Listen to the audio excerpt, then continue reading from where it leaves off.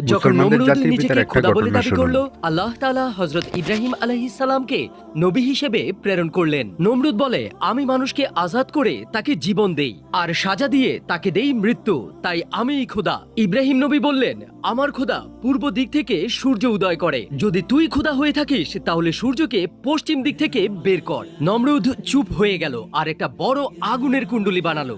এতই বড় ছিল উপর দিয়ে কোনো পাখি গেলেও পুড়ে যেত, কেউ সেই আগুনের কাছে যাচ্ছিল না। কিন্তু নমরুদ ইব্রাহিম আলাইহিস সালামকে একটা গুলালে বেঁধে ওই আগুনে নিক্ষেপ করলেন। ইব্রাহিম আলাইহিস সালাম রাস্তার মাঝেই ছিলেন, তখনই জিব্রাইল আলাইহিস সালাম ও পানির ফেরেশতা এসে হাজির। বলে, হে আল্লাহর নবী, হুকুম দিন আমি এই আগুনকে নিভিয়ে দেই। ইব্রাহিম আলাইহিস সালাম উত্তর দিলেন, যদি আল্লাহর হুকুম হয় তাহলে ঠিক আছে, নইলে আমার তোমার সাহায্যের প্রয়োজন নেই, বরঞ্চ আল্লাহর সাহায্য প্রয়োজন। আল্লাহ তখন আগুনকে হুকুম দিলেন, আগুন ইব্রাহিমের উপর শান্ত হয়ে যাও। আর সেই আগুন